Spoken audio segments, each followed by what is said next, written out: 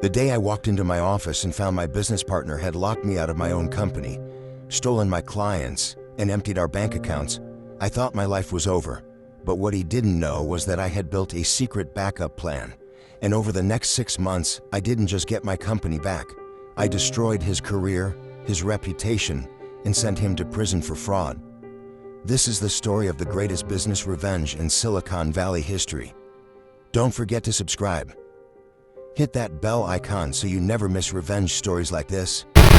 My name is Alex Chen, and I'm a software engineer who built one of the most successful AI automation platforms in the tech industry. But this story isn't about my success. It's about how my best friend tried to steal everything I built, and how I made him pay for it. It all started 8 years ago when I met Derek Morrison at a tech conference in San Francisco. I was a solo developer working on an AI project that could automate customer service for businesses. Derek was a charismatic salesman with connections to venture capital firms and major corporations. We hit it off immediately. I had the technical skills but no business network. Derek had the connections but no product to sell. It seemed like the perfect partnership. "Alex, your AI is revolutionary," Derek said over drinks that first night. "But you're never going to scale this alone. You need someone who can open doors, someone who knows how to talk to investors and close deals. Partner with me, and we'll build something incredible together." I was hesitant at first. I'd been burned by partnerships before. But Derek was persistent, charming, and he genuinely seemed to understand the vision. After 3 months of discussions, we formed a company called AutomateAI. I owned 51%. Derek owned 49%. I insisted on majority ownership since I'd built the entire platform myself. "Smart move," Derek said, signing the partnership agreement. "You're the genius behind this. I'm just here to help you make millions." For the first 3 years, everything was perfect. Derek brought in clients, big ones, Fortune 500 companies, tech startups with massive funding. Our revenue went from $0 to $15 million in just 2 years. We hired a team of 20 engineers and salespeople. We opened an office in downtown San Francisco with a view of the Bay Bridge. I was working 100-hour weeks coding new features, while Derek traveled the world closing deals. We complemented each other perfectly. He was my best friend, my business partner, and the brother I never had. "We're going to be billionaires by 40, Derek would say during our late-night strategy sessions. "AutomateAI is going to change the world." I believed him. More importantly, I trusted him completely. That was my first mistake. Looking back, there were red flags everywhere. I was just too blind to see them. About 6 months before everything fell apart, Derek started acting differently. He'd always been charming and friendly with our employees, but now he was being secretive. He'd have closed-door meetings with our sales team without inviting me. He'd take calls outside the office and lower his voice when I walked by. "Just investor stuff," he'd say when I asked. "Boring finance talk. Nothing you need to worry about." Our CFO, Linda Martinez, pulled me aside one day. "Alex, I think you should know. Derek's been asking me for detailed financial reports. Specifically, he wants to know exactly how much the company is worth and what your equity stake looks like." "He's probably just preparing for our next funding round," I said. "Maybe," Linda said, but she looked worried. "But he also asked me not to tell you he was requesting these reports." I should have investigated right then, but I was too busy with a major product launch. We were rolling out AutomateAI 3.0, our biggest update ever, and I was drowning in code reviews and debugging sessions. Then there was the incident with the bank accounts. Our company had multiple accounts, operating funds, payroll, emergency reserves. Derek had always handled the financial side while I focused on product development. One day I tried to check our main operating account and found that my access had been revoked. "Hey Derek," I called him, "I can't access the operating account. Did something change with the bank?" "Oh yeah," he said casually. "The bank made us update our security protocols. I'll get you new credentials by the end of day." He never did. Every time I asked, he had an excuse. "The bank is being slow. I'll handle it tomorrow." "Do you really need access?" "I can pull any reports you want." I let it slide. Big mistake. The final warning sign came from my lead engineer, James Park. He came to my office looking nervous. "Boss, I think something weird is happening. Derek's been meeting with some of our key engineers privately. He's asking them about the core code base, how it works, whether it could be replicated, and he's been really interested in who has access to our GitHub repositories. Maybe he's just trying to understand the technical side better. I said. Maybe, James said. But boss, he also asked me if I'd be interested in joining a new venture he's planning. He said to keep it quiet. That should have set off every alarm bell in my head. But I was in denial. Derek was my friend, my partner. He wouldn't betray me. 2 weeks later, I learned just how wrong I was. Collapsed. It was a Thursday morning in June. I drove to our office like I did every day, grabbed my usual coffee from the lobby, and took the elevator to the 7th floor where AutomateAI had our workspace. When the elevator doors opened, something was wrong immediately. Our office door, which usually had our company logo prominently displayed, was dark. The logo was gone. I walked to the door and tried my key card. Access denied. I tried again. Access denied. What the hell? I pulled out my phone and called Derek. It went straight to voicemail. I called Linda, our CFO. No answer. I called James. No answer. Finally, I called our receptionist, Katie. She answered on the first ring. Katie, I'm locked out. What's going on? There was a long pause. Alex, I'm so sorry. I wanted to warn you, but Derek made us all sign NDAs. He held a company meeting yesterday evening after you left. He said there was a corporate restructuring. He said you were being removed from the company. My blood went cold. What do you mean removed? I own 51%. I don't know the details. But he had lawyers there. They said something about breach of contract and fraud. Alex, most of the staff has been told to report to Derek directly now. Your access to everything has been revoked. Email, servers, bank accounts, everything. I felt like I'd been punched in the stomach. Where's Derek now? He's not coming to the office today. He's working remotely, he said. I hung up and immediately called my personal lawyer, Tom Richardson. Tom had helped me set up the original partnership agreement with Derek. Tom, emergency. Derek just locked me out of my own company. I need you to tell me how this is possible. What? That shouldn't be possible. You own the majority stake. Let me pull up your partnership agreement.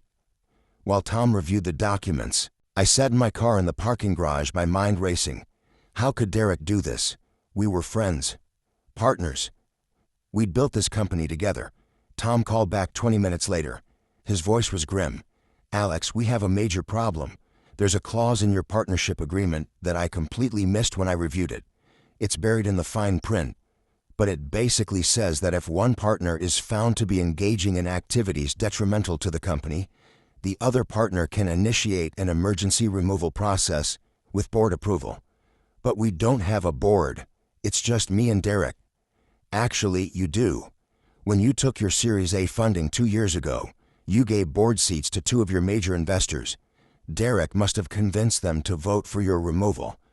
On what grounds? I haven't done anything wrong. That's what we need to find out. But Alex, there's more. I just checked the Delaware corporate registry. 3 days ago, Derek filed amendments to your corporate structure. He's claiming you violated your fiduciary duties and engaged in self-dealing. He's also filed a lawsuit against you personally for $20 million in damages. I couldn't breathe. This wasn't happening. This couldn't be happening. Tom, how do I fix this? First, we fight the lawsuit. Second, we demand an emergency shareholders meeting. But Alex, I need to be honest with you. If Derek has convinced your investors that you did something wrong, this is going to be an uphill battle. And in the meantime, he has operational control of the company. I hung up and just sat there in my car, staring at the steering wheel. Everything I'd built over 8 years, gone. My best friend had stabbed me in the back and stolen my company. But as I sat there, shock began to turn into something else. Anger. Cold, focused anger. Derek had made a critical mistake. He thought he knew everything about AutomateAI, but there were things even he didn't know. Secret things. Backup plans I'd put in place years ago, just in case. Derek wanted to play dirty? Fine. I'd show him what dirty really looked like. Over the next 72 hours, I began to piece together exactly what Derek had done, and it was worse than I'd imagined. Tom managed to get me copies of the lawsuit Derek had filed against me. The allegations were insane. I had allegedly been funneling company money into personal accounts. I had allegedly been planning to start a competing company. I had allegedly stolen company trade secrets. I had allegedly violated non-compete clauses. But more than that, I realized that I had been fighting the wrong battle. While I had focused on proving my competence and preparing for leadership responsibilities, Marcus had been building a coalition of supporters who believed he was the better choice for the company's future. The third and final betrayal came 6 months later, at the company's annual board meeting, where succession planning was officially addressed for the first time. I had spent the intervening months working harder than ever, taking on additional responsibilities, completing projects ahead of schedule, and trying to demonstrate that I was ready for senior leadership despite my youth. I had also begun developing relationships with board members, clients, and industry partners, who I hoped would support my eventual promotion to senior management. But Marcus had been playing a longer and more sophisticated game. The board meeting was held at our corporate headquarters in downtown Chicago, in a conference room that overlooked the city where my grandfather had built his empire. 12 board members sat around a mahogany table that had witnessed decades of strategic decisions affecting thousands of employees and billions of dollars in economic value. My father began the meeting with a presentation about the company's performance and future strategic goals. Blackstone Industries was performing well, with revenue growth that exceeded industry averages and profit margins that positioned us as one of the most successful companies in our sector. Ladies and gentlemen, my father continued, as many of you know, I'm 62 years old, and it's time to begin implementing a formal succession plan that ensures continuity of leadership and strategic vision. I straightened in my chair, expecting to hear my name mentioned as the heir apparent who had been groomed for leadership since childhood. After extensive consideration and consultation with senior management, I'm pleased to announce that Marcus Morrison will be joining the company as Executive Vice President of Strategic Development, with the understanding that he will transition to Chief Executive Officer within 3 years. The words hit me like a physical blow. I looked around the table at board members who avoided eye contact, some of whom I had known since childhood, all of whom had just voted to give my birthright to someone who had been part of our family for less than 4 years. Furthermore, my father continued, I'm pleased to announce that Marcus will be marrying Amanda Richardson next month, creating strategic partnerships between our company and the Richardson family's aerospace interests. I stood up without permission to speak, my voice steady despite the earthquake happening inside my chest. Dad, what about me? What about 25 years of preparation? What about the work I've done, the education I've completed, the projects I've managed? My father's expression was cold and professional, the same look he gave to employees who questioned his decisions. Ryan, you'll continue to have important responsibilities within the company. Your technical expertise is valuable, and there will always be a place for you in operations and development. A place for me? This is my family's company. This is supposed to be my inheritance. This company belongs to our shareholders and our employees, not to any individual family member. Leadership positions are earned through demonstrated competence, not inherited through birthright. The irony of his words was breathtaking. Marcus had demonstrated no competence beyond stealing my work and seducing my fiancée, but he was being given the position that I had spent my entire life preparing for. And Marcus has demonstrated that competence. Marcus has shown exceptional strategic thinking, relationship-building skills, and vision for the company's future growth. The board unanimously agrees that he represents our best opportunity for continued success. I looked around the table one more time, searching for any sign of support or even sympathy from people who had watched me grow up in the business. What I saw was a group of successful executives who had made a calculated decision based on their assessment of who would be more effective at protecting and growing their investment. I see, I said quietly. Then I guess there's nothing left to discuss. I walked out of that boardroom with everyone assuming that I had been defeated and humiliated. They expected me to either accept a subordinate role in the company or leave quietly to build a career somewhere else. They had no idea what I was actually planning. That evening, I drove to a bar in Lincoln Park, where I had arranged to meet someone who would become the most important partner in my eventual revenge. Her name was Jessica Torres, and she was a former Blackstone Industries executive who had left the company 6 months earlier, under circumstances that had never been fully explained. Jessica was brilliant, ruthless, and possessed the kind of strategic intelligence that had made her one of the youngest VPs in company history. She had also been pushed out of the company by my father and Marcus in what was officially described as a reorganization, but which was actually a purge of executives who might have supported my eventual promotion. "Ryan," she said as I sat down across from her, "I heard about today's board meeting." "I'm sorry, but I'm not surprised. You saw this coming?" "I saw it coming 18 months ago, when your father started bringing Marcus to senior staff meetings and asking for his opinions on strategic matters. It was obvious that he was positioning Marcus as his successor and eliminating anyone who might object to that decision." Jessica was in her early 30s, with the kind of focused intelligence that made her intimidating to work with but invaluable as an ally. She had been responsible for some of Blackstone Industries' most successful acquisitions and partnerships, and her departure had been a significant loss for the company's strategic planning capabilities. "Is that why you left?" "I left because your father made it clear that executives who were loyal to you would have limited advancement opportunities under Marcus's leadership. I could either adapt to the new power structure or find opportunities elsewhere." "And you chose to leave." "I chose to wait for the right opportunity to compete with them directly." She opened a leather portfolio and showed me documents that made my heart race with possibility. "Ryan, for the past 6 months, I've been building something that could become a direct competitor to Blackstone Industries. I've identified market opportunities that your family's company is too conservative to pursue, and I've recruited key talent who left Blackstone for the same reasons I did." The documents outlined a comprehensive business plan for a company that would focus on the most innovative and profitable aspects of aerospace and defense contracting. Instead of trying to compete across all sectors like Blackstone Industries, this new company would specialize in advanced materials, cutting-edge manufacturing processes, and next-generation technology solutions. "What would you need to make this work?" "Capital, connections, and someone with insider knowledge of Blackstone Industries' strategic vulnerabilities." "How much capital?"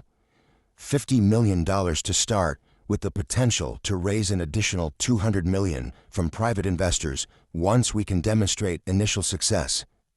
I thought about the trust fund that my grandfather had established for me, which would become fully accessible when I turned 28 in 6 months. The fund contained approximately $75 million that had been intended to provide me with financial security while I learned to manage the family business. "Jessica, what if I told you that I could provide the capital and the insider knowledge? What would you need from me in terms of connections and strategic planning?" Her smile was predatory and beautiful. "I'd need you to help me recruit the best talent from Blackstone Industries, provide intelligence about their upcoming projects and client relationships, and help me position our company to win contracts that they think belong to them automatically.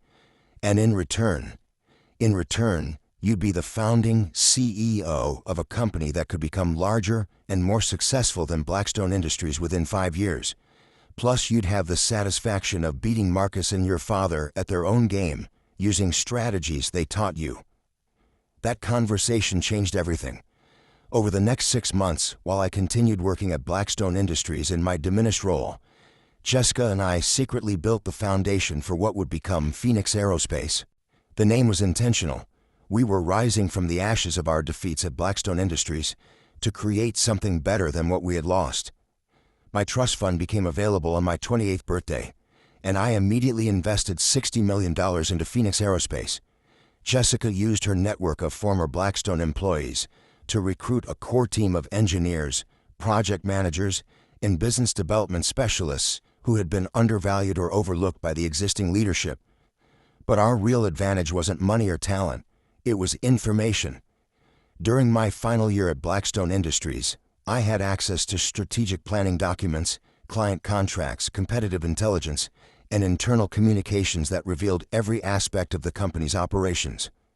I copied everything I could legally access, and I used that information to help Phoenix Aerospace avoid Blackstone's mistakes while capitalizing on opportunities they were too conservative to pursue.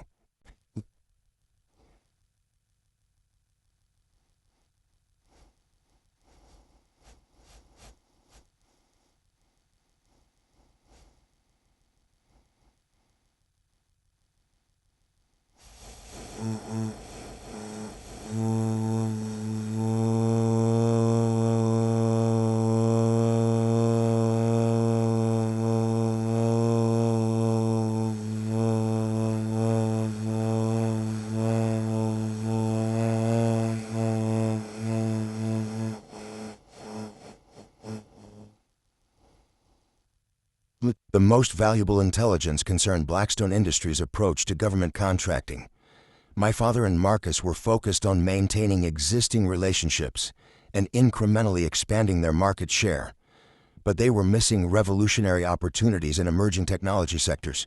Phoenix Aerospace positioned itself to win contracts for drone technology, satellite communications, advanced materials for space exploration, and renewable energy systems for military applications. These were markets that Blackstone Industries considered too risky or too speculative, but which represented billions of dollars in potential revenue for companies willing to invest in cutting-edge solutions. Within 18 months of leaving Blackstone Industries, Phoenix Aerospace had secured over $400 million in government contracts and had established partnerships with 3 major defense contractors who were impressed by our innovative approach and rapid execution. But building a successful company was only the first part of my revenge strategy. The second part involved systematically destroying the people who had betrayed me. Marcus's first mistake was underestimating my capacity for strategic thinking. He had spent so much time focused on stealing my position that he never considered what I might do with the knowledge and resources I had accumulated during my years of preparation for leadership. His second mistake was assuming that I would disappear quietly after being passed over for promotion. Instead, I used my remaining access to Blackstone Industries systems to gather intelligence about every aspect of their operations, their strategic plans, and most importantly, their vulnerabilities. What I discovered was both shocking and useful for my revenge planning. Marcus and Amanda were not just stealing my inheritance and my fiancée, they were also stealing from Blackstone Industries itself. Over the past 2 years, they had been using their positions and relationships to engage in a sophisticated embezzlement scheme that had already cost the company over $20 million. The scheme involved creating shell companies that appeared to be legitimate suppliers and contractors. These companies would submit invoices for services or materials that were never actually provided, and Marcus would approve the payments through his position as Executive VP of Strategic Development. The money would then be transferred through a series of offshore accounts before ending up in personal investments controlled by Marcus and Amanda. But their theft was just the beginning of what I uncovered. My father, who had built his reputation on integrity and ethical business practices, had been systematically bribing government officials to secure defense contracts for Blackstone Industries. The bribes were disguised as consulting payments to companies owned by the officials' family members. But the pattern was clear and well documented in financial records that I had access to as a senior employee.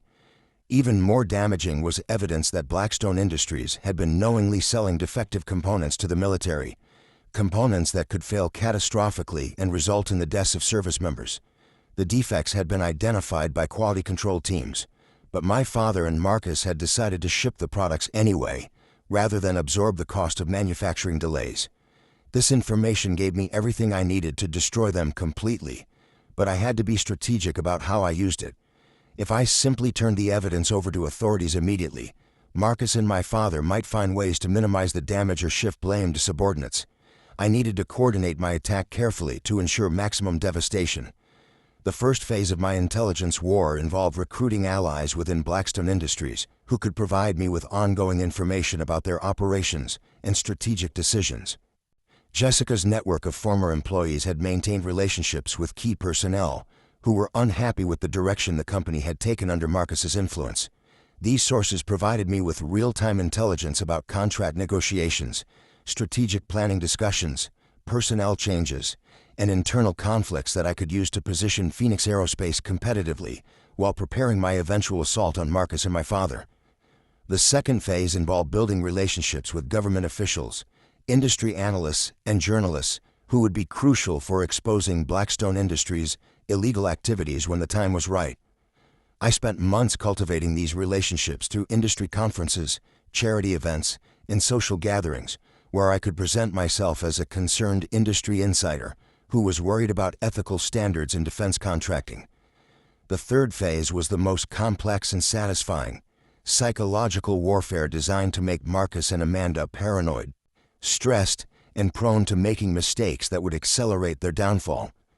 I began by using my industry connections to spread rumors about Phoenix Aerospace's rapid growth and innovative capabilities.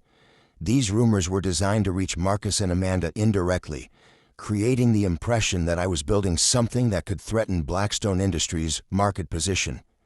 The rumors worked exactly as I had hoped. Within weeks, Marcus was asking questions about Phoenix Aerospace, trying to determine what we were working on and how we had secured such significant contracts so quickly. His inquiries revealed that he was worried about competition and concerned about his ability to maintain Blackstone Industries' dominance in key market sectors. But the real psychological pressure came from a more personal source. I had maintained contact with several mutual friends and business associates who were part of Marcus and Amanda's social circle. Through these connections, I began feeding them carefully crafted information about my success with Phoenix Aerospace, my new relationships with influential people in the industry, and my apparent happiness and confidence despite being betrayed by my family. The message I wanted to convey was clear. Not only had I survived their betrayal, but I was thriving in ways that exceeded anything I could have achieved by staying at Blackstone Industries. This psychological campaign was designed to make Marcus and Amanda question their decision to betray me. I wanted them to wonder whether they had made a mistake, whether I was planning some kind of revenge, and whether their apparent victory was actually setting them up for a larger defeat. The campaign worked better than I had expected. According to my sources, Marcus was becoming increasingly paranoid about Phoenix Aerospace's activities and was demanding detailed competitive intelligence reports from Blackstone Industries' business development team. Amanda was asking questions about my personal life and financial situation, apparently concerned that I might be planning some kind of retaliation. But the most satisfying evidence of their psychological distress came from an unexpected source. Rebecca Walsh, who had been Amanda's maid of honor at her wedding to Marcus, called me 6 months after Phoenix Aerospace launched to ask if we could meet for coffee. Rebecca and I had been friends before my relationship with Amanda, and she had been uncomfortable with Amanda's betrayal, but had remained loyal to their friendship. "Ryan, I don't know if I should be telling you this, but Amanda has been asking a lot of questions about you lately." "What kind of questions?" "Questions about your business, your relationships, your financial situation. Basically, she wants to know whether you're as successful as people are saying." "And what are people saying?" "That Phoenix Aerospace is growing faster than anyone expected, that you're being courted by major investors, and that you seem happier and more confident than you ever were when you were working for your father." Rebecca paused, looking uncomfortable with what she was about to reveal. "Ryan, I think Amanda is having second thoughts about her decision to leave you for Marcus." "What makes you say that?" "She keeps comparing Marcus unfavorably to you. She talks about how you would have handled business situations differently, how you had better long-term judgment, how you were more genuine in your relationships." "But she's married to Marcus now." "She's married to Marcus, but I don't think she's happy. Marcus is completely obsessed with work and proving himself to your father. He doesn't pay attention to her the way you did, and I don't think he understands her ambitions for their partnership." This information confirmed that my psychological warfare was succeeding beyond my expectations. Not only was I making Marcus paranoid about business competition, but I was also creating stress in his personal relationships that could lead to additional mistakes and vulnerabilities. But Rebecca had more information that would prove crucial for the final phase of my revenge strategy. "Ryan, there's something else you should know. Amanda told me that she's been keeping detailed records of Marcus's business activities because she's worried about some of the decisions he's been making." "What kind of records?" "Financial records, meeting notes, communications with clients and government officials. Basically, she's been documenting everything because she wants to protect herself if Marcus ever gets into legal trouble." "Does Marcus know about these records?" "I don't think so. Amanda's keeping them in a safe deposit box that she opened under her maiden name. She told me that she learned from watching your family that you should always have insurance against the people you're closest to in business."